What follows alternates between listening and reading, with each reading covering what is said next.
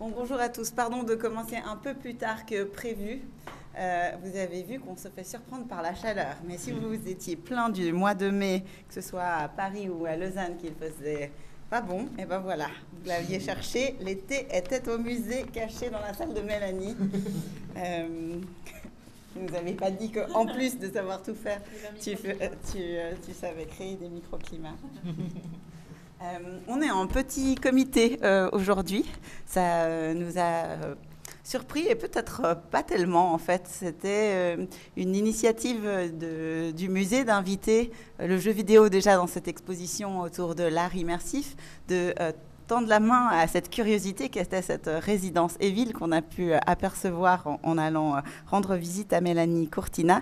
Mais on a très vite aussi vu que malgré la popularité de l'exposition autour de l'art immersif, le public a peur de cette discipline qui est le jeu vidéo, qui est complètement incompris encore, malgré quelques chiffres que je pourrais vous donner tout à l'heure, notamment sur le nombre de gamers ou même que les musées et grands festivals s'y sont tous mis. On le voit donc avec le public du musée d'art de Puy qui n'est pas au rendez-vous, alors que pour détruire une rage room, là tout de suite, il y a des fils et des fils. Donc, mais tant mieux, et peut-être, c'est aussi peut-être pour ça qu'on passe par la captation, pour se dire que on a quand même fait les premiers pas dans les institutions, aussi de tendre la main à des artistes multiples et divers pour qu'ils nous présentent aujourd'hui déjà leur parcours artistique, qu'on puisse aussi s'interroger sur est-ce que le jeu vidéo est une discipline artistique, et si ça l'est, pourquoi, quand est-ce que ça devient plutôt un artisanat ou un divertissement, quand est-ce que ça doit appartenir à un milieu plutôt commercial. Et ça, l'objectif, c'est de pouvoir en parler et d'en faire vraiment une table ronde aussi avec le petit public que vous êtes. Mais ça nous intéresse en tout cas de pouvoir vraiment échanger là-dessus. Donc, moi, je suis Victoria Mullig et je suis conservatrice au musée pour les expositions d'art contemporain et de photographie. On est dans le cadre de cette exposition de l'art immersif où l'objectif, c'était de s'interroger sur qu'est-ce qu'en fait l'art immersif. C'est un mot qu'on connaît, qu'on entend trop, mais qu'on connaît trop peu, parce qu'en fait, il n'y a pas encore de définition de ce qu'est une œuvre immersive. Donc nous, avec cette exposition, on a voulu se pencher sur ce terme, enfin sa définition épistémologique, sur qu'est-ce que ça veut dire pour l'histoire de l'art, qu'est-ce que ça construit aujourd'hui, et qu'est-ce qu'on vient invoquer. Et quand on a vu que chaque médium avait une théorie, mais aussi un apport différent pour cette définition, il nous a intéressé d'élargir les perspectives et d'aller jusqu'au jeu vidéo pour voir qu'est-ce que en fait vous aviez à faire avec l'art immersif, et puis jusqu'où était cette expérience immersive dans le jeu vidéo. Et elle est beaucoup plus claire parfois que avec le kombucha qu'on a en bas, ou avec c'est pas vrai, j'allais dire l'ascenseur de Leandro Erlich, qui est une sculpture. Là, pour le coup, elle fait souvent très vite de l'effet, mais ou la photographie de Maya Rocha. Donc vraiment, vous aurez beaucoup à nous apprendre sur l'immersion, et puis si c'est un des piliers, en tout cas, de votre travail ou pas. Je voulais vous parler de quelques chiffres. J'aime pas ça, mais c'était pour parler peut-être à un grand public. Je vous disais qu'il y a parmi nous plus de 3 milliards de personnes, donc un tiers de la population qui a joué à des jeux vidéo en 2022. Donc c'est un des phénomènes de masse vraiment de notre époque. On parle de 184 milliards de dollars générés à travers les jeux vidéo seulement l'année dernière. Donc à savoir que c'est beaucoup plus que les secteurs cinématographiques et musicaux réunis. Donc c'est un marché mais énorme, alors qu'on a l'impression, c'est ce que je vous disais tout à l'heure, que vous êtes des pirates dans une cave alors qu'en fait vous devriez être sur les marches du Festival de Cannes la semaine dernière. Donc comment est-ce qu'on inverse ça? Si c'était le marché qui devait le décider, peut-être on verra ça se retourner dans quelques années. On parle aujourd'hui, en tout cas dans le milieu culturel, de 10e art. C'est génial de pouvoir quand même ajouter des arts à chaque fois, je trouve super. Non mais vraiment, pour le coup, pour les musées, c'est impressionnant, et ça me donne beaucoup de perspectives sur mon métier, mais c'est vrai que vous appartenez donc aujourd'hui à cette discipline. Et pour vous dire quelques chiffres, on a en 2012 déjà le MoMA qui achetait ses premières œuvres de jeux vidéo. On avait déjà 11 de ces pièces sur les 36 qui appartiennent à la collection du MoMA qui étaient montrées seulement l'année dernière au sein des collections dans la collection permanente plutôt, donc c'est quand même énorme pour une collection permanente. On a plusieurs expositions qui ont vu le jour. C'était Never Alone Video Games in Other Interactive Design, une des premières qui avait fait parler d'elle, ou le Smithsonian Americans qui avait fait une grande exposition et qui a fait rentrer, ou qui a donné ses lettres de noblesse peut-être à cette discipline-là. L'année dernière, il y avait World Building, vous me direz si vous l'avez vu, jeux vidéo et art à l'ère du digital au centre Pompidou-Metz. Elle était très longue et bien sûr, je ne l'ai pas vue, donc je n'oserais pas en parler, mais vous me direz si vous allez à toutes ces choses, à tous ces événements. Je parlais de prix et de festivals, donc il y a aussi l'IGF, le Game Festival, ou les BAFTA qui récompensent des jeux vidéo, donc on voit aussi cette popularité grandir. Et j'aimerais bien après vous entendre à ce sujet-là. Mais avant tout, j'aimerais bien que vous vous présentiez à notre public. Je vais commencer par Mélanie Courtina, qu'on a invitée pour cette exposition, puis peut-être après, on pourra passer le micro un peu plus loin. Bonjour et bonjour tout le monde. Merci avant tout Victoria de m'avoir invitée dans le cadre de cette exposition, à la fois pour cette confiance et la carte blanche que tu m'as donnée par rapport à cet espace qui était à la base vierge quand on l'a visité, et la confiance que tu as eue pour moi quand je me suis dit on va tout faire en noir et on va juste mettre une projection, et m'avoir permis en fait de développer ce court jeu vidéo dans ce contexte-là, et au-delà de cette carte blanche, me permettre de venir ici aujourd'hui avec deux des artistes de Résidence et Ville, et bien sûr Yatoni, le co-créateur de cette résidence qu'on appelle Résidence et Ville. Me concernant, je suis artiste contemporain. Je travaille 100% avec des ordinateurs, donc artiste numérique peut-être. Je crée de la réalité virtuelle, de la réalité augmentée, de la 3D, mais ce qui m'intéresse le plus, c'est probablement les jeux vidéo, que j'enseigne aussi ponctuellement. J'ai co-créé avec Yatoni donc cette résidence, et pour toucher un mot à ce propos, Résidence et Ville, ça a pour but d'inviter des artistes plutôt multimédia. Alors pourquoi multimédia, numérique, digitaux? Pourquoi je pense que la raison, c'est parce que ça s'est fait de façon assez organique, parce que notre pratique, nos inspirations viennent de là. Résidence et Ville, c'est donc un programme de résidence qui se centre autour de la création numérique et de l'horreur Internet. Peut-être, Yatoni, tu peux te présenter aussi et rajouter un peu. Je crois que le micro est ici. L'horreur Internet. Ouais, l'horreur Internet, c'est un bien grand mot. Bonjour. Du coup, je sais pas où Bien t'asseoir ici. Là, comme ça. Là, c'est bien. Du coup, moi, c'est Yatoni. Et du coup, je suis artiste aussi. Je viens à la base du milieu du cinéma. Je fais beaucoup aussi du son, de la musique. Et maintenant, je commence le jeu vidéo. Et du coup, on a eu l'idée de créer cette résidence et ville autour du coup de l'horreur Internet. Comment je pourrais définir l'horreur Internet simplement? C'est sur... l'horreur a toujours existé sous différents médiums, le cinéma, la littérature, et on pourrait parler d'un nouveau type d'art, en fait, comme tu disais, en fait, le jeu vidéo, l'Internet de manière générale, c'est des nouvelles façons d'exprimer en fait de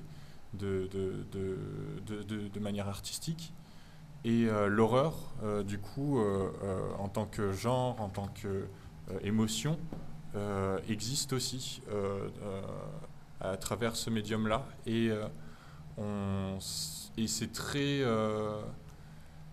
ça existe beaucoup, en fait. C'est quelque chose qui existe de manière sauvage, beaucoup, qui existe, qui est très présent culturellement. Mais qui est encore très inconnu, encore effectivement des milieux plutôt artistiques ou des institutions.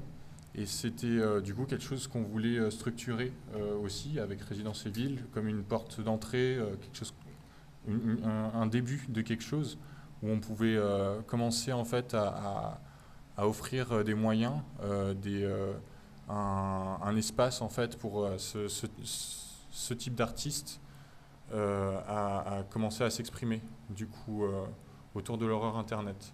Horreur Internet qui est pour l'instant très populaire, mais qui commence à devenir encore plus populaire et du coup à arriver vraiment dans les milieux beaucoup plus officiels, comme A24, le studio de cinéma qui a signé du coup le jeune, très très jeune de 18 ans réalisateur qui a commencé sur YouTube avec des vidéos sur la mythologie des backrooms, qui est une mythologie d'horreur Internet, sur des espaces liminaux.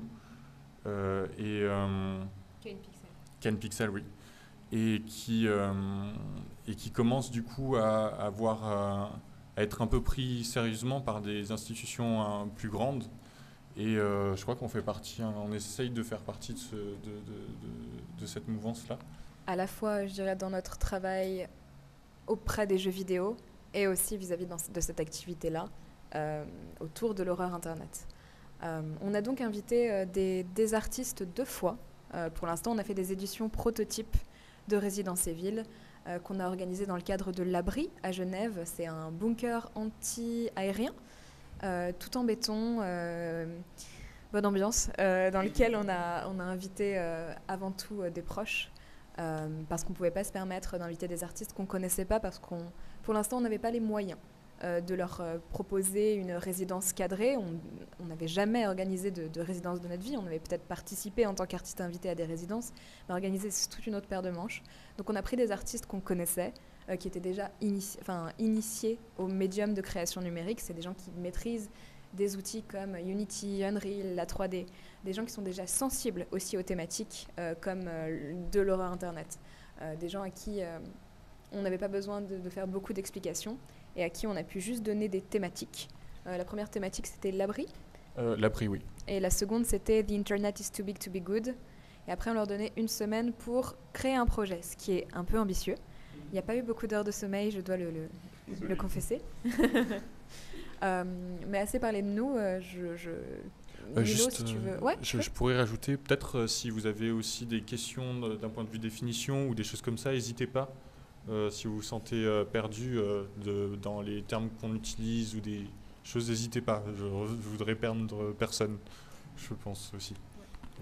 N'hésitez pas à parler fort parce que même si on a des micros, c'est pour la captation, c'est pas pour élever votre voix, malheureusement. Ça marche. Moi, je m'appelle Nino Filu. Je suis ingénieur de formation et je fais de l'art depuis toujours, en fait. Mais c'est que vraiment genre depuis 5-6 années que j'ai décidé d'utiliser ce que je savais en programmation, en connaissances électroniques, en physique et plein de trucs pour créer de l'art avec des ordinateurs. Ça s'est matérialisé par des œuvres interactives, par du text-to-speech, par des contrôleurs alternatifs. Des contrôleurs alternatifs, c'est quand on jouait avec un jeu vidéo, non pas avec un gamepad, mais avec d'autres objets. Par beaucoup de hacks. Et là, mon focus depuis à peu près 1 an, c'est les jeux vidéo et les ARG. J'expliquerai plus tard ce que c'est que les ARG.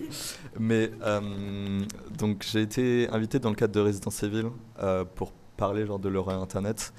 Et j'ai beaucoup raisonné avec ce concept parce que pour moi, l'horreur se trouve sur Internet dans le sens où j'étais toujours assez frustré des films d'horreur, des jeux vidéo d'horreur qui essayaient de me faire peur alors que j'avais pas peur de ces choses vu que je savais que rien n'allait sortir de l'écran, que rien n'allait sortir du programme, que même le film d'horreur le plus flippant que j'allais pouvoir voir, en fait je savais que ça allait jamais sortir de l'écran, ça allait jamais m'attaquer moi personnellement.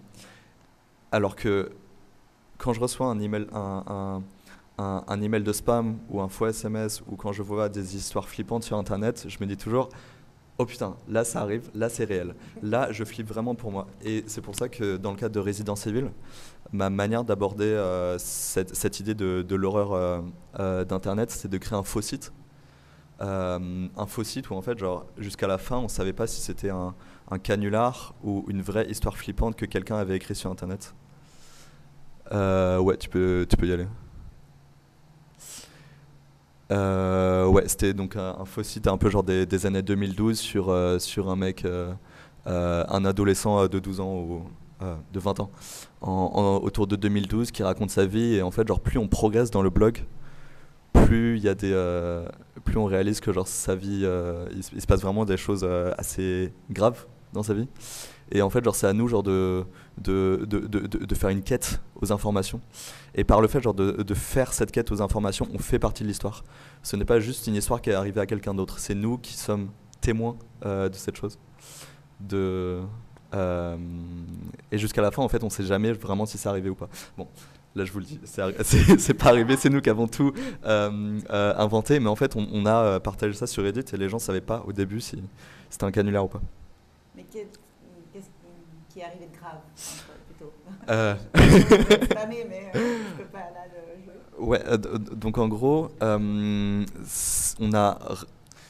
y a eu un scandale qui s'est passé autour des années 2012 aux US et on a rajouté ce personnage fictif. Donc en fait, quand on lit l'histoire de cette personne, c'est vraiment lié à des vraies personnes qui existaient, genre une personne qui a subi des agressions, son église qui a essayé de cacher les faits, et on a inventé cette nouvelle personne qui est liée à toutes ces histoires. Donc en fait, genre, un inconnu qui tombe sur ce site, il sait jamais vraiment genre si cette personne a vraiment existé ou pas, parce que genre quand elle cherche vraiment genre sur le vrai internet, sur le Wikipédia, sur tout, pas juste sur ce site, l'horreur sort de ce site en fait, l'horreur pénètre dans la réalité des gens. Donc ouais. Bonjour, du coup je m'appelle Pierre Moulin. Du coup je suis artiste contemporain aussi, donc je viens du milieu des beaux-arts. J'ai fait les beaux-arts et du coup je viens du milieu de l'art directement. J'ai toujours été très influencé par le jeu vidéo, je suis un gros joueur, un gros consommateur de films, science-fiction, horreur. Et du coup, donc, j'ai commencé à travailler donc, les images de synthèse, la 3D, à partir donc, du coup, de photographie 3D, de photoscan réaliste, etc. J'ai commencé à travailler sur ce genre de sujet quand j'étais aux Beaux-Arts. Mais j'avais envie d'aller plus loin, j'avais envie du coup, de créer mes propres jeux. J'avais envie d'aller du coup, dans un aspect plus immersif dans ma pratique. Et du coup, j'ai décidé d'arrêter les Beaux-Arts qui ont des sections digitales et immersives assez pauvres, puisqu'on n'y est pas encore. Et du coup, j'ai stoppé ce cursus pour aller au Gobelin et faire un cursus de jeux vidéo à proprement parler. Donc, un cursus purement technique pour me former aux jeux vidéo et pour apprendre à faire un jeu vidéo de A à Z. Et donc après ce cursus, pendant ce cursus et après, j'ai commencé à donc écrire des jeux et réaliser des jeux chaque année dans le cadre de ma pratique personnelle pour créer des jeux vidéo exposables du coup en galerie et en fait se questionner autour de ces notions justement. Qu'est-ce qu'un jeu vidéo montrable dans ces espaces d'exposition, travailler autour de scénographies qui peuvent du coup comment montrer du jeu vidéo en espace de galerie et comment aussi créer un jeu vidéo qui est fait pour ces espaces, qui n'est pas un jeu vidéo individuel dans lequel on va se poser et jouer plusieurs heures en fait sur ce genre de projet. Donc du coup, actuellement par exemple, je suis en train de travailler sur un vrai jeu vidéo. Quand je dis vrai, c'est un jeu vidéo commercial avec Nino et avec Alex. Du coup, on est en train de monter un projet commercial qui va du coup être consommé sur des plateformes de streaming de jeux. Mais à côté, je travaille aussi beaucoup sur donc ce phénomène de jeux vidéo exposables. Alors du coup, j'ai été invité à Résidence Evil parce que justement, j'ai une consommation presque excessive du jeu d'horreur, du film d'horreur. Et c'est très présent dans ma pratique parce que même si j'essaye de tourner autour de ces thématiques pour ne pas faire que du contenu d'horreur, j'essaie quand même de créer du contenu qui peut évoquer de l'angoisse à travers des environnements, parce que je travaille principalement de l'environnement et des personnages seuls qui évoluent dans ces environnements, comme la plupart des jeux des années 2000 d'horreur, notamment japonais, qui m'inspirent énormément. Et du coup, en tant que personne qui crée ce genre de contenu, j'étais ravi d'être invité dans cette résidence. Voilà. Du coup, je ne sais pas si on parle des projets tout de suite ou si on aura la phase de présentation des projets plus tard. Oui, moi je voulais peut-être juste avoir, t'as un peu répondu à ça, mais je voulais vous demander quel était, alors peut-être maintenant le lien, et puis si vous voyez la pertinence de voir le jeu vidéo dans les musées, et puis qu'est-ce que ça indique, comment est-ce que ça transforme le jeu vidéo ou pas, là tu pourras nous en parler peut-être avec ton processus créatif, et puis est-ce que il y a une hiérarchie entre tout d'un coup le jeu commercial et le jeu dit artistique ou du moins et autre chose. Est-ce que le domaine artistique est en train de manger ou de modifier les jeux vidéo que vous faites ou qu'on vous commande, typiquement comme on l'a fait appuyé avec Mélanie Courtina? Est-ce que ça vous ampute d'un côté dans votre liberté ou à l'inverse, est-ce que c'est plutôt le côté commercial qui a un objectif peut-être plus clair? Alors oui, pour ma part, je pense qu'il y a la création en fait de deux types de jeux assez distincts. Quand on va faire un jeu qui est dit commercialisable, en fait, on va créer des expériences sur la longue durée. Il faut que faut que ce soit des personnes c'est des personnes qui consomment et qui achètent un projet. Donc, il faut répondre à un certain type de commande. Il faut qu'ils s'amusent, il faut qu'il y ait une direction artistique au projet de jeu. Ce qui est intéressant dans cette situation, c'est qu'on ne peut pas en fait sortir des lignes, même si on fait un projet très artistique. Il faut faire attention parce que c'est des personnes qui achètent quelque chose pour s'amuser. Donc il ne faut pas trop sortir des lignes et des codes du jeu. Alors que quand on a des commandes pour des projets comme celui de Mélanie, on doit prendre certaines contraintes, comme par exemple, quand il y a plusieurs personnes dans un espace comme celui-ci, il faut que ce soit un jeu relativement court, il faut que ce soit un jeu qui soit compréhensible rapidement, et il faut que l'objectif soit clair, rapide et concis, en utilisant, utilisant certains codes du jeu vidéo, mais aussi en utilisant certains, il ne faut pas sortir du code, mais il faut quand même les modifier de manière assez intense, puisqu'on ne peut pas faire... si par exemple, on a par exemple le jeu de Mélanie, il a plusieurs quêtes qui sont combinées en une seule quête. Et en fait, on ne peut pas dépasser, par exemple, on ne peut pas faire un jeu de plus de 10-15 minutes, puisque sinon les gens attendent derrière et font la queue. Ça m'est déjà arrivé qu'il y ait une énorme queue derrière mon projet de jeu, et du coup ça crée un souci aussi dans la régulation de l'exposition. Donc du coup effectivement oui, ça modifie pas mal ce qu'on va proposer, et voilà. Il y a aussi la facilité ou non justement que les gens ont à jouer aux jeux vidéo.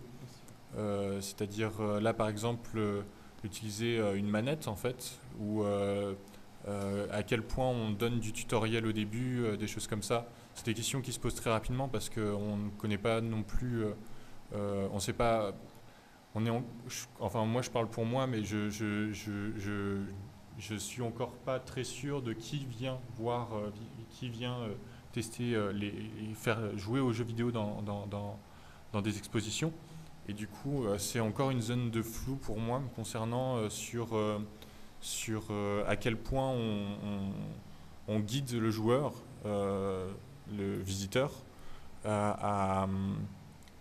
à quel point on doit lui apprendre à jouer, et à quel point le jeu doit être difficile, à quel point le jeu, il faut lui donner les touches, et des choses comme ça. Ça, c'est des questions qui sont très...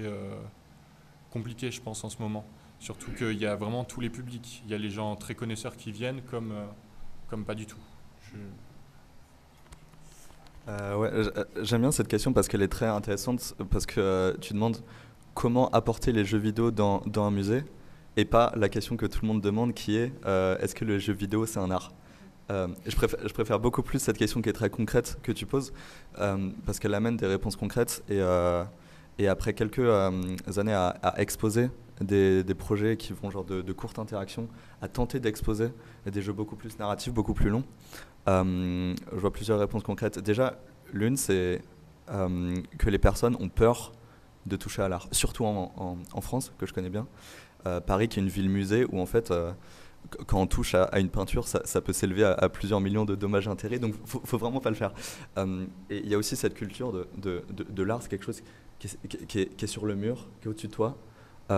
Et l'art a de toute façon raison, et la communication artistique doit venir genre de l'œuvre jusqu'à toi. Et en fait, genre le jeu, ça chamboule tout ça, parce que le jeu, c'est quelque chose on doit toucher l'art, on doit faire partie de l'œuvre. Le spectateur, en fait, est un spectateur où il fait partie complètement de la narration. Et je pense que non seulement il y a une éducation des musées, mais aussi genre des spectateurs à avoir. Leur dire que oui c'est ok, genre de toucher aux commandes, leur dire que oui c'est ok d'être les personnes qui va modifier l'écran que tout le monde voit. Je pense qu'il y a pas mal genre d'années genre à voir avant qu'il y ait vraiment genre cette maturité de part et d'autre.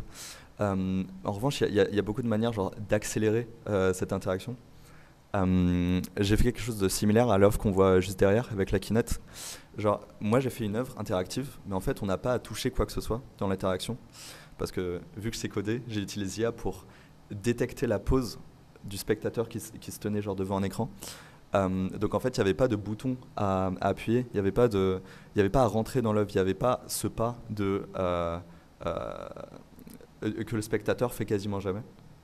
Parce qu'une fois que le spectateur était dans la pièce, il n'avait pas le choix que d'être déjà en train de faire partie de l'interaction. Et donc c'est une technique que j'utilise beaucoup et je trouve ça assez intéressant de l'avoir répétée ici, de voir employer des Kinect. Elle est vieille, hein, cette œuvre, elle date de 2010. Elle a été faite en 2001. Mais je l'aime quand même, c'est pas parce que ça date pas d'il y a 2 mois. Là, c'est un des ancêtres en fait, qui a le plus circulé d'une artiste suisse, Camille Schaller. Ah mais ça marche. Peut-être Mélanie, tu peux parler de la fois où à Fisheye Immersive on t'a demandé si les jeux vidéo c'est de l'art ou quoi. Oui, non, c'est plus c'est plus une question qui m'a agacée qu'autre chose. Je crois que je vais peut-être juste compléter ce que vous avez dit, avec lequel je suis tout à fait alignée. Je pense que, outre les questions de monstration, de peur du public, incompréhension du public, nouveau médium, il y a les questions d'exposition, mais il y a aussi quelque chose dont on ne parle peut-être pas forcément, mais c'est les lois du marché et modèle économique. Créer un jeu vidéo, ça coûte cher, c'est long, ça se compte en années et années. Et à financer, généralement, il faut des studios, il faut des équipes, il faut du monde et des gros sous. Le modèle de l'art contemporain, c'est pas basé traditionnellement sur des pièces, des œuvres d'art qui coûtent si cher que ça et qui mettent aussi longtemps. Si on veut survivre en tant qu'artiste contemporain, en étant uniquement artiste, c'est-à-dire uniquement créer des œuvres personnelles qui ont pour destination d'être achetées, parfois louées, mais achetées par des collectionneurs et des institutions, alors il faut produire. Et pour produire, on ne peut pas se permettre de passer des années sur une seule et même pièce. Parce que les pièces, elles sont éditées en édition de 3, de 5, peut-être un peu plus, et elles sont vendues à quand on est un artiste débutant, c'est vendu à quelques milliers d'euros. Les galeries, ça prend 50%. Hein. Donc, vous prenez quelques milliers d'euros, ou de francs, pardon. Quelques milliers de francs, vous enlevez 50%, et ensuite vous enlevez... Bon, moi, je paye mes impôts en France, donc je paye 24% à l'URSSAF. C'est-à-dire, vous enlevez 50%, ensuite vous enlevez 24%. Sur quelques milliers, il reste plus grand-chose. Et d'accord, peut-être que je vais avoir 3 ou 5 collectionneurs qui vont m'acheter toutes les pièces, toutes les éditions, ce qui serait formidable. Mais du coup, qu'est-ce qui reste à la fin ? Est-ce qu'il reste assez pour produire un jeu tous les 5 ans ? Je ne crois pas. Donc ça nécessite de faire des choix. Avec des durées plus limitées, avec des gameplays peut-être plus simples. Mais du coup, finalement, c'est un peu un cercle vertueux. Façon de jouer plus simple égale public non initié plus considéré.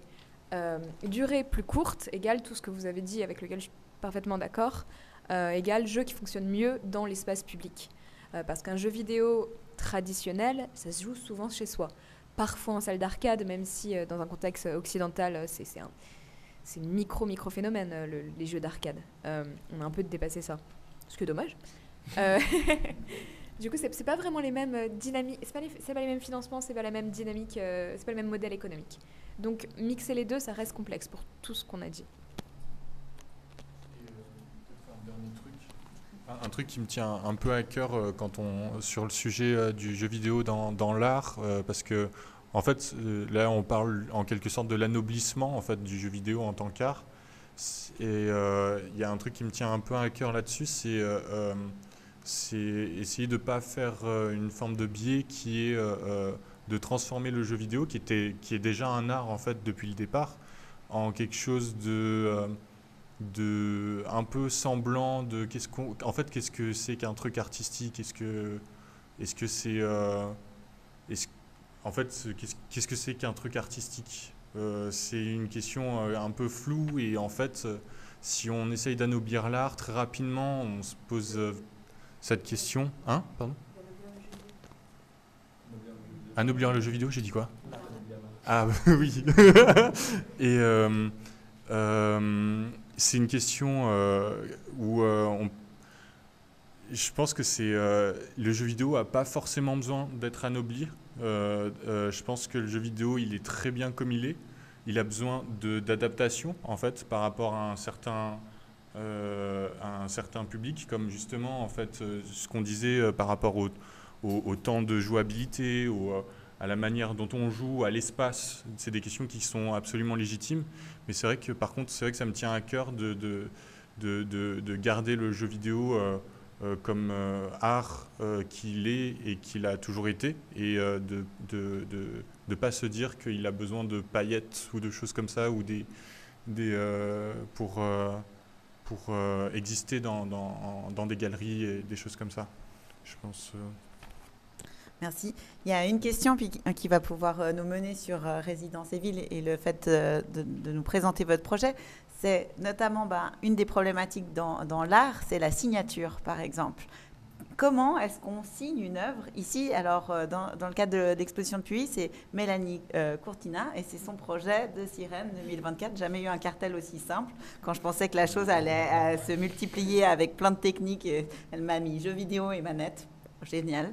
Mais effectivement, non, quand justement vous faites un projet comme Résidence Evil, vous êtes plusieurs. Il y a normalement en plus une bande-son, il y a une direction artistique. On pense à tout le générique d'un film, hein, comme vous parliez d'énormes productions. Donc moi, je vois se défiler une quantité, voire une centaine de noms pour des gros jeux, mais pour des productions artistiques. Alors là, vous allez pouvoir me répondre. Qui signe un jeu vidéo? Qui signe typiquement le résultat d'une résidence? Vous allez peut-être facilement me dire que ce n'est pas un projet, ou comment est-ce que, en tout cas, ça s'articule pour vous? Très rapidement, et ensuite peut-être vous pouvez aussi prendre la parole dessus. Je crois qu'avec Yatoni qu'on peut on choisit des gens qui sont doués, qui savent faire plein de choses. On a choisi des gens pour Residence Evil qui savent, ils savent coder, ils savent modeler, ils savent optimiser, ils savent faire beaucoup de choses dans le jeu vidéo. La plupart d'entre eux maîtrisent un peu de son, un peu d'image, un peu de... Et c'est ça qui permet de faire en sorte que ces personnes-là portent des projets conséquents avec des équipes réduites. Parfois, ils sont 3, parfois, ils sont 1. Et moi, je reste bluffée par les qualités de ce qu'ont pu créer les artistes de Residence Evil.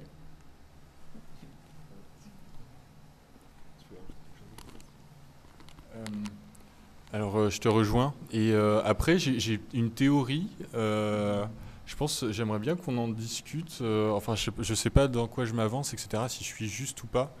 Si quelqu'un fait de l'histoire du cinéma, c'est parfait. Mais moi, j'aime bien voir ça en lien avec le cinéma. Parce que, en fait, en jeu vidéo, actuellement, là, on vit un peu une période qui pourrait ressembler un petit peu au cinéma d'avant Nouvelle Vague, c'est-à-dire de gros studios. C'est-à-dire que, voilà, Assassin's Creed, par exemple, c'est Ubisoft. On n'a pas le nom, en fait, des gens en tête de qui a fait Assassin's Creed. C'est des gros studios. On connaît les gros studios. Et comme le cinéma, en fait, c'était omniprésent à une époque, et puis ensuite il y a eu Nouvelle Vague, la théorie des auteurs. Non, c'est quoi déjà? C'est la théorie des auteurs. Hein. Et qui a décrété qu'en fait, voilà, c'était le réalisateur qui était... et en fait, ça commence à arriver dans le jeu vidéo. J'ai l'impression, voilà, il y a des noms qui arrivent. On sait qui a fait Minecraft, on sait qui a fait Silent Hill, on sait qui a fait Mélanie, par exemple, en tant qu'autrice. En fait, il y a quelque chose qui commence à émerger. Et puis avec Resident Evil, et aussi, d'ailleurs, c'est le moment de drop name distraction, tu vois, genre, on est en train, en tout cas j'espère à notre échelle, commencer vraiment à développer cette chose de, il y a des auteurs derrière les jeux vidéo, il y a de casser ce truc de gros studios, et parce qu'il y a une démocratisation en fait du jeu vidéo. Moi j'ai commencé le jeu vidéo il y a 5 ans, je me serais jamais vu commencer à faire du jeu vidéo, parce que voilà, on n'avait pas les ressources, c'était pas aussi facile d'utiliser les logiciels, et là il y a une démocratisation en fait concrètement qui permet à 1, 2, 3, 5 personnes de faire quelque chose en fait déjà, et c'est une révolution, et il y a une révolution qui est là, et je suis très content qu'on soit tous là par rapport à ça. Du coup, je suis d'accord avec Yatoni, mais je vais revenir sur aussi un propos que disait Yatoni avant. Dans le jeu vidéo, il y a des sortes de hiérarchies. Enfin, dans le jeu vidéo et dans les films, il y a des sortes de hiérarchies. En ce qui concerne les signatures, on a tendance à être tous égaux, notamment dans ce qu'on fait dans Resident Evil, mais aussi dans le collectif qu'on est en train de créer en ce moment, Distraction. Il n'y a pas de chef de projet et il n'y a pas de sous-traitant. Par contre, du coup, on va avoir tendance quand même à discuter entre nous de savoir qui est la tête de quelle section, pour quand même que ce soit clarifié et pas qu'il y ait de surprise aussi. Quand on commence des projets, notamment pour Resident Evil, on se met d'accord parce qu'on fait tous de l'environnement, on fait tous du personnage, certains font de la musique, du code, etc. Chacun son secteur, mais parfois on a envie d'expérimenter autre chose. Donc on a moi qui fais beaucoup d'environnement, j'ai envie parfois de faire du personnage, ou parfois j'ai plus envie de me consacrer à l'écriture plutôt qu'à la réalisation d'images, ce que je fais plus d'habitude. Et du coup, on va se mettre d'accord et on va créer des sortes de hiérarchies, entre guillemets, pour savoir qui va s'occuper de quoi. Ce qui permet aussi de nous organiser comme un studio ou comme une production de film pour savoir comment en fait va se dérouler le projet, pour qu'on soit organisé, mais pour aussi qu'il y ait une clarification sur justement la signature à la fin. Voilà. Ma prochaine question, c'est comment on s'organise le processus créatif en fait à la fin, qui a la direction artistique ou qui va donner les premières notes sur une esthétique par exemple choisie, ensuite sur la musique qui est choisie. Alors je commence à voir que vous faites ça de manière assez horizontale, mais quand même il y a là pour le coup dans Resident Evil 2 directeurs artistiques. On peut dire. Et est-ce que alors c'est eux qui financent ou trouvent le lieu, le bunker en l'occurrence, quand même, qui deviennent quand même un peu chef de projet, et surtout maintenant vous pouvez me dire comment est-ce que vous allez signer Resident Evil par exemple, si je devais le montrer dans 6 mois à Puy, à quoi ressemblerait le cartel pour hiérarchiser tout ça et que je puisse le mettre dans les codes de l'art contemporain peut-être. Pour l'instant, en tout cas, quand on travaille sur des projets en commun, on signe de façon horizontale. On ne met pas qui est DA, on ne met pas qui a plus codé ou qui a fait plus ça ou qui c'est le moins impliqué. Aussi parce qu'on n'est pas beaucoup. Les projets, il n'y a pas énormément de monde. Et aussi, les projets ne sont pas des projets très très longs. Donc il y a peut-être moins d'ego, il y a moins d'enjeux aussi. C'est plus des choses... Après, comment est-ce qu'on va les indiquer ? On va mettre créé par, et ensuite on va mettre par ordre alphabétique. Des personnes qui ont participé. Et voilà. Tu la mets par ordre alphabétique ? Non. J'ai fait un copier-coller. Eh bien. Mais un peu, voilà, ça c'est l'un des projets réalisés notamment par Pierre et Nathan. Il y a eu plusieurs personnes. Il y a certaines personnes qui se sont plus ou moins impliquées, mais il n'y a pas eu de tension, il n'y a pas eu de c'est moi le chef, il n'y a pas eu de quoi que ce soit. Comment est-ce qu'on signe ? Ils ont signé. Dans les crédits, il y a un jeu créé par eux, dans le cadre de Resident Evil, avec Mélanie et Yatoni. Pour l'instant, pas de dispute. Et sur l'esthétique, alors ? Comment on choisit ? Sur l'esthétique, j'ai l'impression... Ouais, vas-y, allez-y. Il y a ce concept qui s'appelle la duocratie. C'est un concept anarchique. Et en gros, si tu as une idée et si tu as l'énergie pour la mettre en œuvre, fais-le. Et c'est un peu comme ça ce qui se passe. Enfin, sur ce jeu, Nathan, qui a déjà fait beaucoup de cinéma et qui est très fort en environnement, il a dit « Ok, je vais bosser genre plus de jours sur ça. mais du coup, vous me laissez un peu avoir ma patte. Pareil pour les personnes qu'on fait les persos, il y avait Benjamin qui a fait ce personnage de ouf, et on lui a laissé patte blanche parce que, moi je suis pas très créer des personnages, je suis plus d'en faire du code, etc. Donc genre, je lui ai laissé faire ce qu'il savait faire et surtout ce qu'il voulait faire, parce que moi je voulais faire d'autres choses. Et pour l'instant, on n'a pas vraiment eu de conflit sur n'importe lequel des projets qu'on a fait. Donc en fait, genre, toutes ces questions de qui signe, qui prend la direction, comment on dirige, on n'a jamais eu de conflit sur ça. Donc en fait, on n'a pas trop, ça s'est fait organiquement, mais c'est aussi parce qu'on est 14, quoi. On n'est pas beaucoup, en dessous de 20, il n'y a pas beaucoup genre de conflits de ce type qui se posent. C'est pour ça qu'il y a plein de personnes qui veulent rejoindre le collectif Distraction, plein de personnes aussi qui veulent faire résidence civile. Et genre, là, on commence à se poser les questions. On les kiffe, mais est-ce qu'on les ferait rentrer? Est-ce que, du coup, genre, cette dynamique de on est moins de 20 et du coup, genre, tous ces problèmes archi galères parfois se posent même pas? Et est-ce qu'on voudrait pas, genre, rester dans cette communauté, genre, avec peut-être moins de stars qui se ramènent, genre, de droite à gauche, mais juste même pas ces problèmes qui se posent, quoi. Okay. Et aussi, ce qui est intéressant, et ce que Yatoni et Mélanie ont fait par rapport à Résidence Civile, c'est qu'en fait, à chaque début de résidence, chacun va présenter ses projets. Du coup, on a 5-10 minutes pour présenter un peu notre portfolio, donc les thématiques qui nous touchent, nos références, les projets sur lesquels on travaille en ce moment ou ce qu'on a fait avant. Après, on a quand même tous la chance d'avoir quasiment les mêmes références, aimer quasiment les mêmes jeux, les mêmes esthétiques. On est attiré en fait par les mêmes choses, ce qui fait que même si parfois je vais faire des projets qui ne touchent pas du tout visuellement à ce que j'aurais fait seul, j'ai aucune envie de mettre un veto parce que c'est des esthétiques qui vont me plaire quand même. Enfin, c'est des jeux auxquels des esthétiques de jeux auxquels je vais jouer spontanément, mais que j'ai pas l'idée ou que j'ai peut-être pas envie de créer seul, mais je le ferai avec plaisir avec une équipe comme ça. Donc, le temps avance. Est-ce que alors vous pouvez aller vraiment à nous présenter Résidence Civile en peu de mots, ou quel est l'objectif et puis surtout comment vous êtes organisé et quel est le résultat maintenant actuellement? L'objectif de Résidence Civile, c'est d'être un espace de création pour des artistes issus du numérique et leur laisser la place pour s'exprimer, pour créer et leur donner les moyens d'eux. Voilà, créer un espace et leur donner les moyens. Pour l'instant, on a fait 2 éditions d'une semaine parce qu'on ne voulait pas demander aux gens de dédier plus de temps, pas payé. Tout ce qu'on était capable de faire avec les moyens qu'on avait mis dedans, c'était payer le billet de train et le logement. Je mets des guillemets sur le logement parce que la seconde édition, on s'est dit que c'était fun de dormir à l'intérieur du bunker. Et du coup, on a fait quelque chose d'un peu performatif où pendant une semaine, on était sur des matelas, dans un bunker, sans fenêtre, à être... Spoiler, on est devenu fou. C'était super, mais je le referai pas.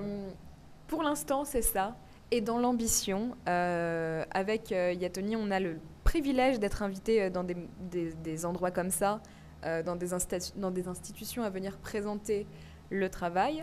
On va aussi être invité par le NIF, le Neuchâtel International Film Festival, à présenter une exposition de résultats de résidence dans la villa La Petite Roquette à Neuchâtel cet été.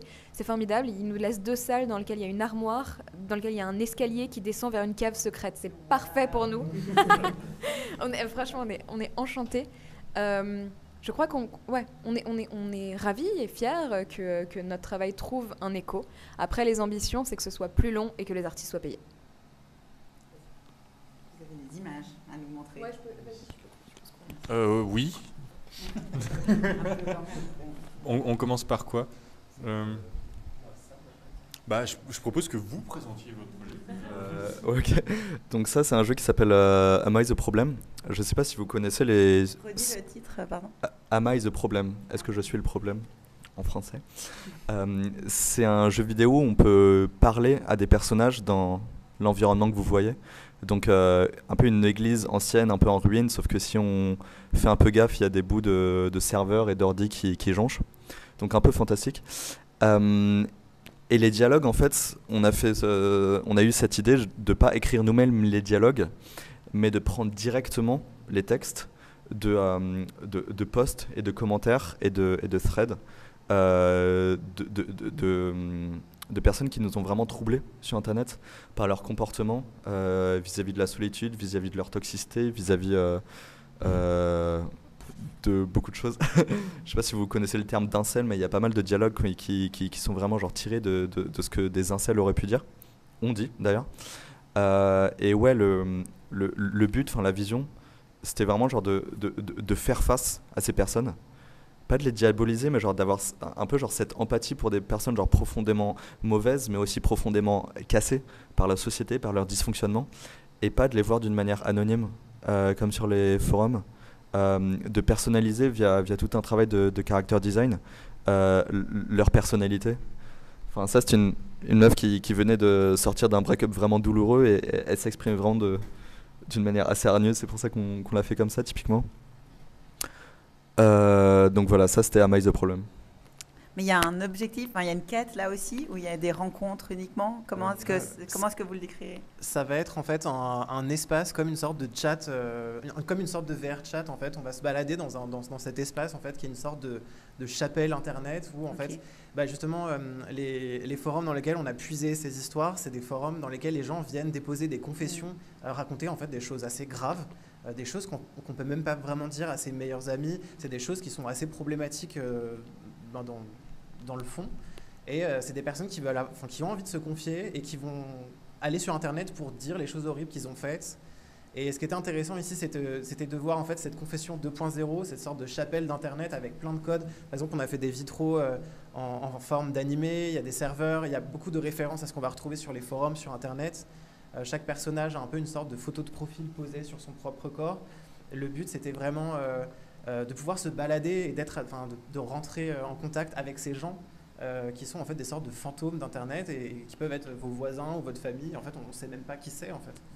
Et c'est ça qui fait réellement peur, c'est que en fait, ça parle vraiment de la nature humaine et c'est vraiment des choses c'est des secrets réels, c'est des faits réels. Personnifiés. Il y a autre chose, Mélanie, après Oui.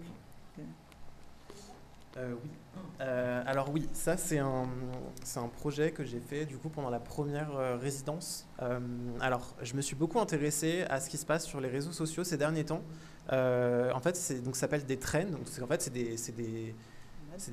des trends sur la mémoire et sur les archives de l'époque. Et ce qui est très drôle, c'est que maintenant, en fait, les jeux donc de PlayStation 1 ou PlayStation 2 sont vus comme des archives, des vestiges du coup d'une époque révolue.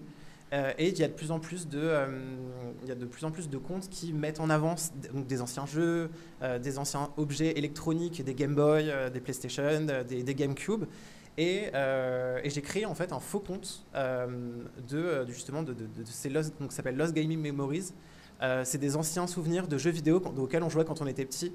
Et j'ai décidé en utilisant ces codes, donc ces codes visuels et ces codes du coup au niveau du fonctionnement des jeux, du gameplay, de créer un faux jeu vidéo qui ressemble énormément à tout ce dont on a joué à l'époque et de créer en fait une sorte de faux souvenir en utilisant des codes visuels dans lesquels on aurait pu se dire oui, je connais ce jeu. Et j'ai publié en fait dans toute cette liste de jeux connus ce jeu-là. Et en fait, ça a pas mal marché, ça a pris de l'ampleur sur TikTok. Enfin là, j'en suis à presque 4000 abonnés et des personnes qui commentent constamment depuis. J'ai fait ce projet en décembre et ça continue en fait. C'est des gens qui font des recherches sur le jeu, qui veulent y jouer, qui s'énervent parce que ça n'existe pas. Et des personnes qui m'ont dit d'aller sur Kickstarter et de demander des financements pour vraiment faire ce jeu parce qu'ils veulent y jouer. Et c'est marrant à quel point en fait c'est un ARG, donc une sorte de jeu de piste internet pour savoir si c'est un vrai jeu ou pas. Et du coup, les gens sont vraiment prêts à chercher et mener des enquêtes pour savoir si c'est réel ou si c'est vraiment un souvenir. Il y a des personnes qui jouent le jeu en disant que oui, ils y ont joué. Oui, on a tous contribué. Ouais. On est tous allés sur ce compte TikTok pour dire ah, le jeu de mon enfance. Le désir de le revoir, je me souviens de cette scène. Non, je vois. Il y a une référence qui me vient en histoire de l'art, mais qui devrait être un de vos parrains, c'est Johan Fontcuberta. Ouais. C'était la référence numéro 1 voilà, de ce alors, projet. Okay. Ouais. Je ne savais pas, mais vous êtes clairement des dignes héritiers et Oui. il adorerait votre travail. Je pense qu'il faut vraiment lui envoyer ça sur un autre médium. Si c'est pas vous, c'est des institutions qui le feront. Ouais. Génial. Il y avait plein de choses. Je ne veux pas non plus. Non, ça va. 19h, on peut faire encore 10 minutes et surtout faire participer le public. Mais j'avais eu plein de questions qui me venaient, notamment techniques, parce qu'il y a une des craintes toujours, c'est cette fameuse intelligence artificielle. Et comment est-ce que votre discipline peut plus facilement la dompter? Et comment est-ce que vous en aidez? Est-ce que c'est devenu vraiment un outil? Vous montrer un peu avec notamment les commentaires ou des différents trolls, comment est-ce qu'ils participent. Mais est-ce que ça vous fait peur? Est-ce que ça vous fait progresser? Peur, j'imagine pas, mais comment progresser? Comment vous l'utilisez? Et puis, quelles sont les perspectives pour votre domaine avec notamment ces outils-là? Justement, pour le projet précédent et pour celui-ci, qu'on a fait du coup avec Mélanie Nino, on a utilisé les intelligences artificielles justement pour créer des images familières, pour utiliser en fait les codes du jeu vidéo et justement utiliser les clichés qui vont avec. Là, on a vraiment utilisé ce genre de jeu qu'on avait en 2010, type Léa Passion Poney ou les jeux d'animé très girly qui étaient orientés que pour les filles, les jeux de DS, les jeux de Game Boy, etc. Et on a décidé en fait d'utiliser ces codes complètement sexistes et complètement problématique en fait de l'époque pour en faire en fait pour l'orienter ailleurs sur un jeu d'horreur et justement en fait pousser ce concept un peu de jeu niais à son paroxysme, c'est-à-dire nous mener vers justement des sujets plus problématiques. Ouais, je voudrais compléter ça. Donc, ce jeu, si on avait voulu le faire avec de l'intelligence pas artificielle mais biologique, enfin je sais pas comment expliquer ça, enfin avec vraiment genre nos crayons et tout, ça nous aurait pris des mois si ce n'est plus. Ça on l'a fait en 3 jours. Un jeu vidéo qui sort en 3 jours, c'est quelque chose qui n'existait pas avant 2022 quoi. Enfin, ok. Mais donc moi j'ai pas peur de l'IA. Je pense que ça va complètement nous chambouler et je pense que économiquement il y a pas mal de personnes qui vont devoir réinventer leur job. Mais je pense pas que. Ok, 2 choses. Déjà, les personnes créatives que je connaisse qui maintenant font de l'IA, leur IA est belle, alors que ceux qui se disent oh je peux générer des images alors qu'avant j'étais je sais pas consultant chez Webstone ou je sais pas quoi, qui n'ont aucune sensibilité, ils génèrent des trucs et c'est de la daube. Et, donc en fait genre, les personnes qui ont du talent seront toujours reconnues comme des personnes qui ont du talent. Donc enfin je veux pas dire nous on a du talent donc on n'a rien à craindre, mais en vrai un peu. Deuxième chose, je pense que genre il y a certains jobs qui vont dépérir à cause de l'IA, mais les personnes qui sauront s'adapter et l'utiliser, ils vont juste s'adapter. Enfin genre en tant que technologiste, c'est notre job aussi de s'adapter, genre de vivre dans cette économie liquide, dans cette technologie constamment mouvante. Enfin, c'est la base. Donc non, personnellement, j'ai pas trop peur de ça. Ouais, je crois que moi non plus, en fait. On en a beaucoup discuté en interne de la question. Et en fait, pour l'instant, l'intelligence artificielle, dans l'état où elle est, c'est une sorte de copier-coller amélioré, en fait. Parce que c'est des choses qui existent déjà. Là, dans ce cas-là, c'est des images de type manga qu'on en a vu. On en a vu beaucoup. On peut en trouver sur Google Images. Après, c'est des choses qu'on a trouvées sur Google Images, mais un peu plus uniques, mais pas tant que ça. Et par contre, si on veut vraiment des choses uniques, oui, en fait, on aura toujours besoin de l'humain. En fait, si l'intelligence artificielle l'a fait, c'est que ça a déjà été fait. Donc, il n'y a pas, pour moi, de l'intelligence artificielle générative. Il n'y a pas encore à avoir peur de ça en tant qu'artiste, parce que si on laisse l'art aux mains de l'intelligence artificielle, pour l'instant, elle va juste tourner en rond, parce qu'elle n'a pas d'humain et elle ne peut pas créer. C'est juste c'est un circuit à vide, quoi. Donc... Qu'est-ce qui fait un bon gamer ou artiste jeu vidéo aujourd'hui? Est-ce que si on a des créateurs, enfin des photographes super ou des peintres qui ont une esthétique, un univers à mettre à disposition, est-ce que c'est un pas qu'on peut faire? Comment est-ce qu'on rentre dans Residence Evil? Est-ce qu'il faut passer par les Gobelins? Est-ce qu'il faut passer par une école d'ingénieurs? Est-ce qu'aujourd'hui il y a d'autres biais? Puis quelles sont pour vous en fait ces qualités artistiques maintenant qu'il faut et comment est-ce qu'on y arrive peut-être?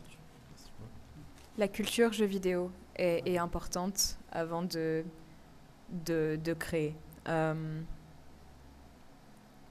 Je pense que même si le jeu vidéo c'est un médium, une forme de création relativement nouveau à l'échelle de l'histoire de l'art, il n'empêche que c'est un médium qui vient avec toute une histoire, avec des codes, avec des événements, avec des trends, avec le passage dans les années 80 de l'arcade au fait de jouer chez soi, qui change plein de choses dans ton rapport au jeu. La crise qu'il y a eu quand le jeu vidéo a failli disparaître, l'arrivée de la 3D, la scène indépendante qui est une merveille de créativité.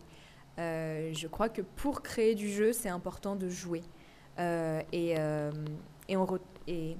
c'est pas le cas de tous les artistes qui créent du jeu, et c'est très bien aussi. Je trouve tout à fait intéressant le fait que des artistes, pour qui leur pratique principale, ou en tout cas originelle, c'est de la sculpture ou de la peinture, ou peut-être des formes plus traditionnelles de médias, parfois ils vont faire du jeu comme une sorte de détour, une péripétie dans leur histoire, et pourquoi pas. Mais c'est vrai qu'il y a énormément d'artistes pour qui le jeu c'est leur médium. Et c'est des gens qui jouent, souvent les gens qui créent du jeu. À l'exposition World Building, où j'ai eu l'occasion de donner une intervention au centre Pompidou-Metz, j'ai eu le privilège de pouvoir rencontrer beaucoup d'artistes qui étaient là-bas invités aussi et leur poser la question: est-ce que tu joues? Et la réponse est oui. Beaucoup d'entre eux, ils arrivent à créer des choses pertinentes parce qu'ils se tiennent au courant, qu'ils jouent, qu'ils ont de la culture en fait, du média, mais pas que de la culture jeux vidéo. C'est des gens qui vont au musée, c'est des gens qui écoutent de la musique, c'est des gens qui vont au cinéma, c'est des gens qui se cultivent en dehors de leur niche.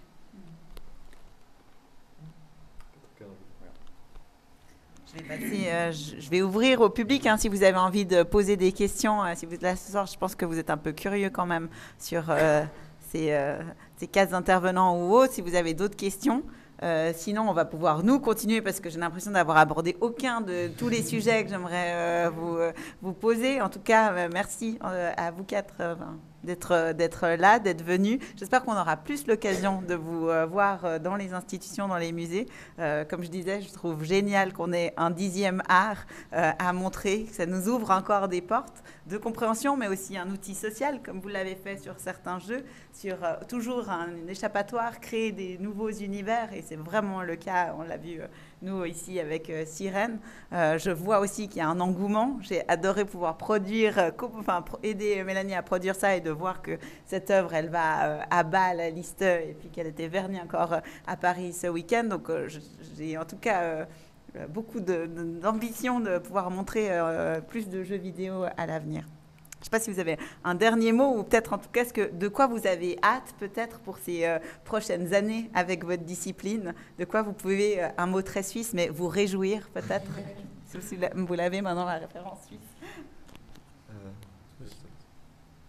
Moi je pense qu'on a exploré peut-être que 1% de ce que le jeu vidéo peut explorer.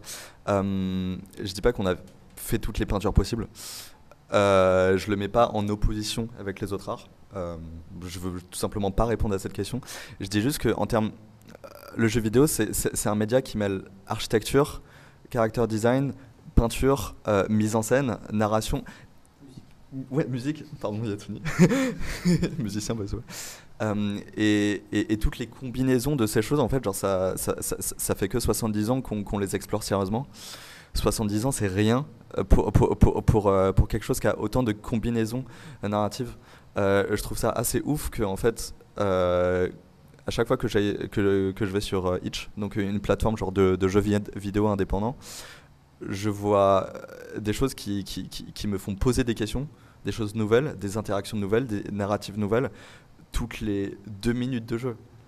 Donc je pense que c'est un milieu, genre, c'est un média, c'est un médium incroyablement généreux et j'ai hâte qu'on l'explore. J'ai hâte des nouvelles technologies comme l'IA, genre qui nous menacent pas du tout, mais au contraire qui vont ouvrir beaucoup de portes.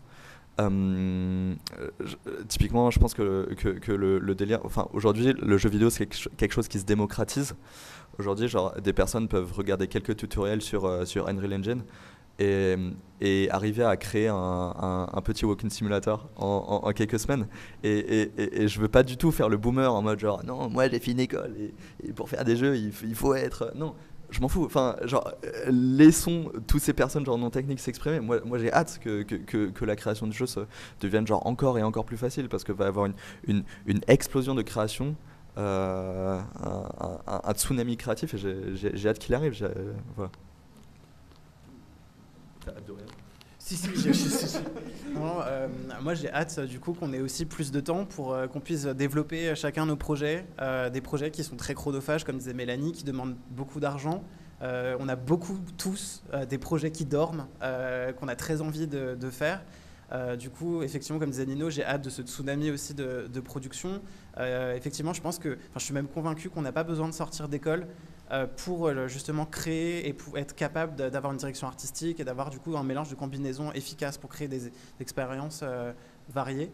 Et effectivement, et on espère aussi que les institutions comme celle-ci, que ce soit la Suisse ou la France dans laquelle on travaille plus, en fait, nous accordent plus de visibilité, plus d'aide pour qu'on puisse aussi explorer plus, parce qu'on a besoin d'argent, d'équipes, etc. Et pour l'instant, c'est vrai que c'est aussi pour ça que l'intelligence artificielle, c'est aussi une aubaine pour nous, parce que c'est une certaine facilité. On peut atteindre des objectifs plus facilement. C'est pour ça que je pense que, moi, je n'ai pas répondu à la question tout à l'heure, mais je suis enthousiaste pour la suite et le développement de la technologie en général. Et, moi, de mon côté, qu'est-ce que je souhaite du coup c'est vrai que moi, personnellement, le jeu vidéo, ça a toujours été une histoire un peu compliquée. Ma mère déteste ça. Elle m'a interdit le jeu vidéo. Et du coup, je ne connais que trop bien les préjugés sur le jeu vidéo comme quelque chose d'abrutissant, quelque chose de divertissant, de distrayant plutôt.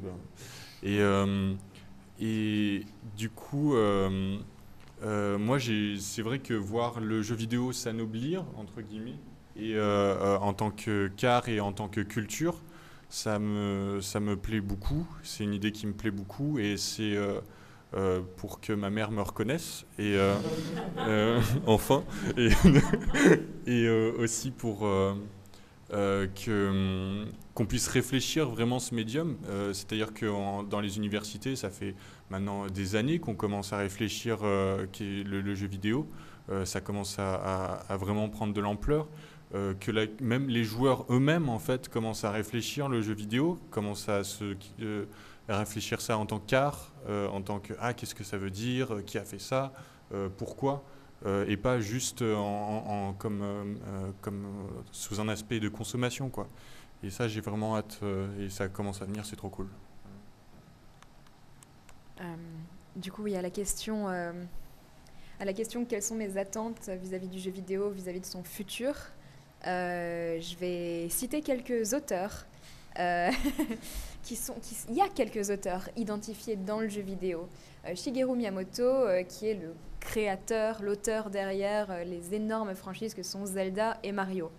Hidetaka Miyazaki, le papa de Dark Souls, Elden Ring. Shigeru Miyamoto, Fumito Ueda, Kojima, Hideo Kojima qui a fait Metal Gear Solid, etc. Pour l'instant, les grands auteurs sont des hommes. Donc, à cette question-là, j'ai envie de dire, mais je suis très consciente, j'ai envie de dire plus de femmes, en fait. C'est un peu... Mais ça arrive. Mais ça arrive. Ouais. Est-ce que le public, vous avez des questions ? Oui. C'est un commentaire. Mon français n'est pas très bon, hein? Mais vous avez mentionné qu'il y a quelques jours des auteurs. Ça, c'est la réponse à la question qui doit signer les jeux, non? Parce que ça, c'est comme, par exemple, Jeff Koons, un grand artiste. Il a un grand atelier avec 200 personnes, c'est spécialiste en métal, en couleur, en beaucoup de choses, mais c'est Jeff Koons qui signe. Mais là, c'est plus horizontal chez eux, en tout cas. Oui, Jusqu'à 20 personnes, en mais tout cas. dans le cinéma, c'est le film de George Lucas. Mais est-ce que le jeu vidéo va perturber cette Ça c'est que je me demande s'il y a quelqu'un qui a l'idée principale, je ne sais pas, je le laisse à les personnes. Dans le cadre de la résidence de création Résidence et Ville et dans le cadre de notre collectif Distraction, on a des projets assez horizontaux dans lesquels on essaye, en tout cas, de faire en sorte de s'équilibrer dans la charge de travail, dans la direction artistique, etc. Mais chacun d'entre nous, on a aussi des projets plus personnels qui viennent vraiment de l'un d'entre nous, Mycelium, etc. Ou même The Siren, le jeu qui est exposé ici, que j'ai signé, un jeu de Mélanie Courtina, mais pour lequel d'autres personnes ont contribué. C'est moi qui signais parce que, parce que l'idée originelle est de moi. Peu importe ce qui ne m'empêche pas d'aimer travailler en équipe et d'avoir signé ce jeu-là au même niveau que nous trois. En fait, on peut... Ça dépend des projets. Okay. Donc là, on voit qu'il y a des œuvres quand même qui auraient 14 ou 17 signatures, en tout cas, pour l'instant. Oui. Donc ça, c'est assez chouette. Est-ce que quelqu'un d'autre a une question ? Oui. Merci pour les interventions, c'est très très chouette et ça fait naître beaucoup de réflexions, donc merci beaucoup pour ces échanges. J'aurais une question par rapport à une chose toute bête, toute de base, la définition du jeu vidéo. Comment est-ce que vous définissez ça, vous ? Parce qu'on parle donc de jeux vidéo, vous avez mentionné avant l'installation de réalité mixte à côté. Est-ce que c'est considéré ça comme du jeu vidéo ? On a en bas l'expérience virtuelle, voilà, je le dis même comme ça dans la phrase. Ici, on a du jeu vidéo. Dans ce que vous avez présenté, il y a des interactions. Est-ce que c'est uniquement ces interactions qui créent le jeu vidéo ? Est-ce qu'il y a une dimension de challenge qui doit exister dans le jeu vidéo ? En donnant des visites avec des enfants, donc c'est aussi intéressant de voir que les jeunes, ils sont dans la pratique du jeu vidéo beaucoup plus dans la rapidité, dans des éléments comme ça. Et en jouant au jeu ici, mais c'est lent, c'est pas un jeu vidéo, c'est un commentaire que j'ai eu. Donc comment est-ce que vous positionnez par rapport à ces choses-là ? C'est pas détesté, non.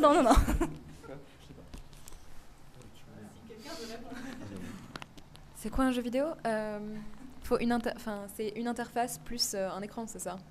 Interface jeu, plus une interaction. Pouvoir interagir avec un truc qui fait de la vidéo. Christophe Guignard, s'il te plaît. Moi, personnellement, je me la passe pas trop cette question, à part quand je dois déposer des dossiers où ils donnent de l'argent que pour des jeux vidéo. Et là, je dois justifier. Ou quand il y a un musée qui fait une curation, ils acceptent que des jeux vidéo ou pas, ou ils refusent que les jeux vidéo. Et là, je post-rationalise. Mais en fait, moi, je me pose pas trop cette question de définition parce que déjà, le jeu vidéo, genre, j'aime pas trop ce terme parce que ça fait partie, genre, comme le mot art, d'un truc genre tellement large. Est-ce que ça sert à quelque chose de le définir ? Il y a 3 jours, j'étais bourré avec une pote et pendant 45 minutes, on a débattu, est-ce que les échecs, c'est un sport ? C'est quoi la définition du sport ? Il y a des compétitions d'Excel compétitifs. Donc est-ce que Excel, c'est un sport ? Enfin, on s'est perdu là-dedans et à la fin, on n'était pas plus intelligent qu'au début de la discussion. Et je pense qu'il y a un peu ce danger avec cette question, si on se la pose trop d'une manière trop sérieuse, en fait, genre de se perdre dans un débat qui nous ne feront pas forcément avancer. Alors que je pense que genre c'est, en tout cas en tant que créateur d'art interactif, en tant que créateur genre de narration non linéaire, c'est beaucoup. Enfin, je me pose plus les questions du style comment amener le spectateur sur scène, comment faciliter l'interaction, comment faciliter la compréhension de la narration, comment rendre les choses belles, comment faire le moins d'efforts pour le plus d'effets. Enfin, des questions un peu plus concrètes que ça. Alors, juste pour rajouter quelque chose, dans la construction du collectif qu'on est en train de monter à Paris et aussi en Suisse, on est aussi en train de se poser ce genre de questions. comment définir le collectif, puisqu'en fait, il y a beaucoup de jeux vidéo et on a trouvé une sorte de terrain d'entente, on appelle ça du real-time media, qui est par exemple la pièce qui est juste à côté, avec la Kinect, ça englobe le jeu vidéo et ce genre d'expérience. C'est immersif. Est-ce que c'est du jeu vidéo? Peut-être. Et du coup, on essaye aussi d'inclure tout ce genre d'art pour pas essayer de fixer ça, parce que quand on arrive en fait dans une définition, on est un collectif de jeux vidéo, on peut refuser des gens qui ont des pratiques sur une certaine, au milieu de deux choses, et du coup, ce serait dommage de bloquer ces personnes qui ont cette vision-là et de leur dire non, tu rentres pas dans nos critères parce qu'on a décidé ce que c'était le jeu vidéo. Et du coup, on essaye d'accepter toutes les formes de real-time média justement. Puis il y a aussi en fait, le jeu vidéo, justement, c'est un peu compliqué parce que il y a vraiment, c'est intimement lié à quelque chose de très matériel qui est le hardware. Parce que voilà, il y a eu la PS1, la PS2, la PS3, il y a eu la Wii qui est vraiment un truc à part entière. Il y a la Kinect ici, il y a les PC. C'est très lié à des choses qui sont technologiques. Du coup, c'est très difficile de vraiment définir vraiment qu'est-ce qui... c'est un truc qui est sans arrêt en mouvement. Et comme tous les arts, j'ai l'impression que c'est quelque chose on va sans arrêt questionner.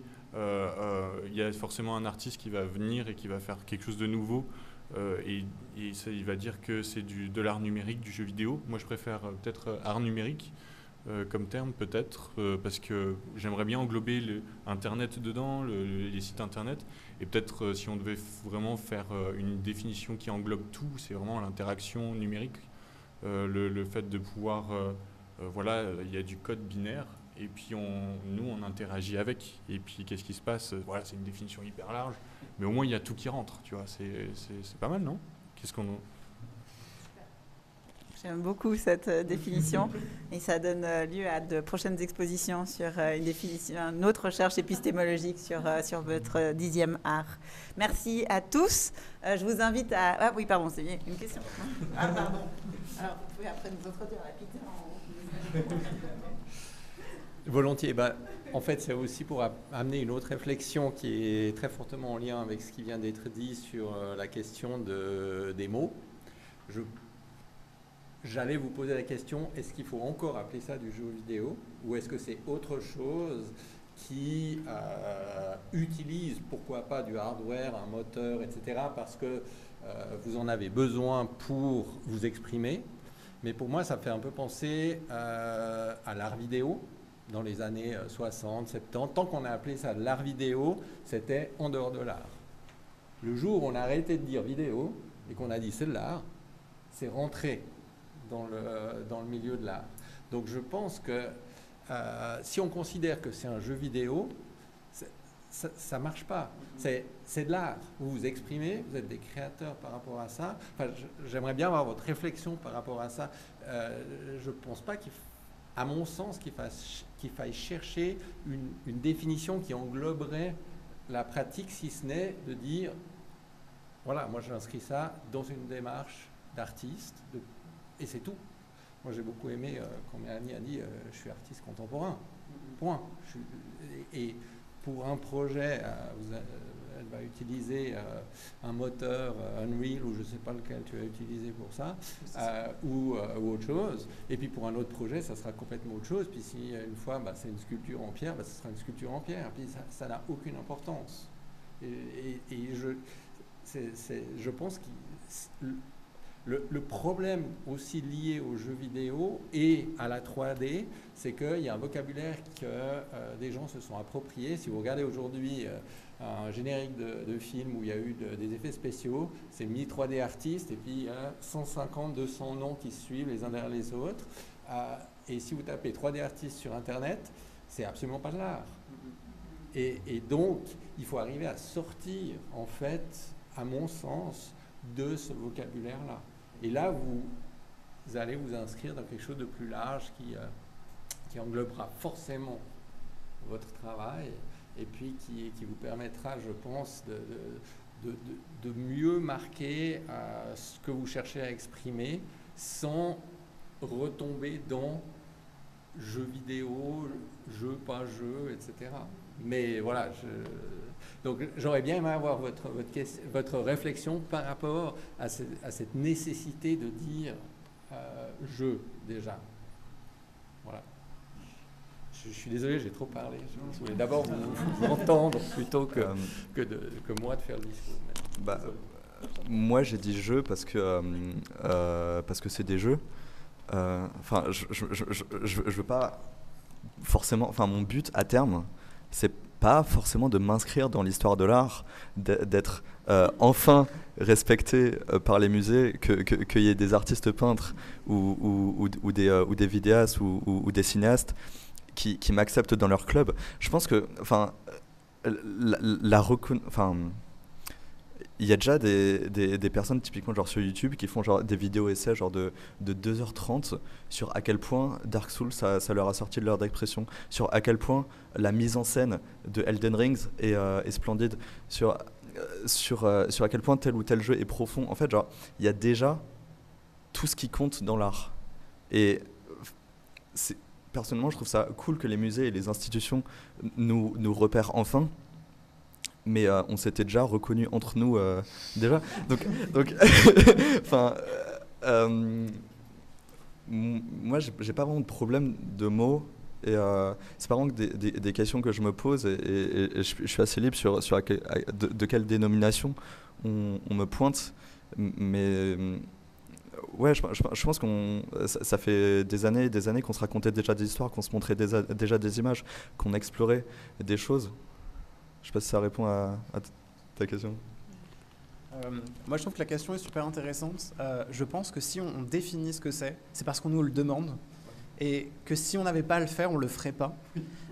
Pour le collectif ou même pour Résidence Civile, c'est des heures et des heures de discussion où on a du mal à être tous d'accord parce qu'on a tous des pratiques différentes qui ne rentrent pas toujours. Par exemple, quand je parlais de real-time media, certains font de la vidéo 3D sur de la VR, ce qui ne rentre pas dans real-time media, mais ça reste quand même plus ou moins les mêmes choses qu'on offre en fait. Et du coup, c'est marrant parce que c'est aussi quand j'étais à Gobelin, cette question de 3D artiste se posait. Les personnes qui étaient avec moi en classe se disaient artistes, mais il y avait un vrai problème de artiste-artisanat.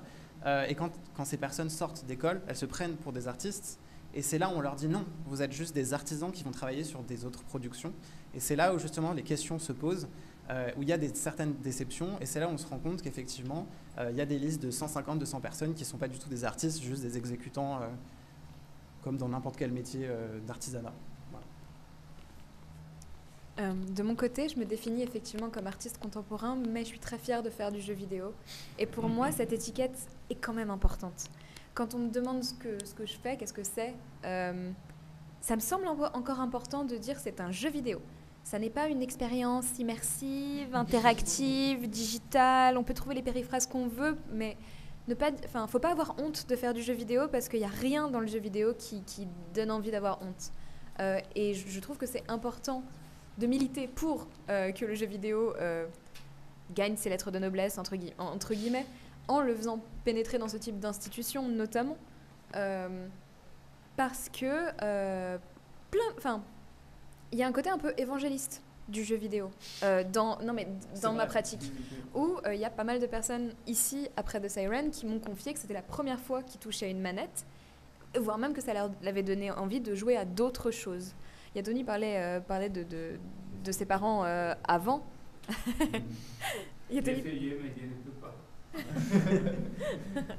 Yatoni parlait de ses parents avant, et je pense qu'on a tous... la plupart d'entre nous avons grandi avec des parents pour qui c'était « Oh, lâche ta game... » Ma mère, c'était « Lâche ta game poète-poète. » Ça rend, entre guillemets, ça rend idiot.